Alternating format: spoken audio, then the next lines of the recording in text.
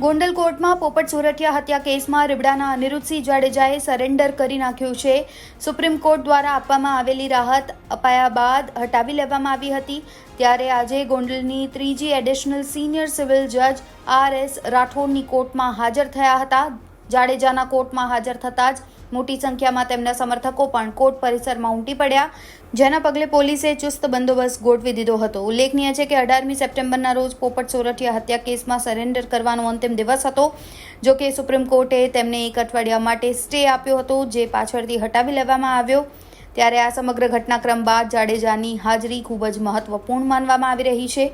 ગોંડલ શહેર પોલીસ અને Rajkot rural LCB branch સહિતનો કાફલો કોર્ટમાં પણ પહોંચી ગયો હતો.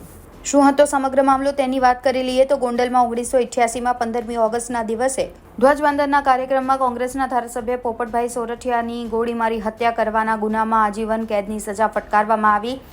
રીબડાના અનિરુદ્ધસિંહ જાડેજાને 1988માં સજા માફીના સરકારના હુકમને હાઈકોર્ટે ગેરકાયદે ઠરાવી 4 સપ્તાહમાં તેને આત્મસમર્પણ કરવાનો હુકમ કર્યો અને આ હુકમ સામે અનિરુદ્ધસિંહ જાડેજાએ સુપ્રીમ કોર્ટમાં લીવ પિટિશન કરી હતી. જો કે સુપ્રીમ કોર્ટમાંથી કોઈ રાહત મળી નહોતી.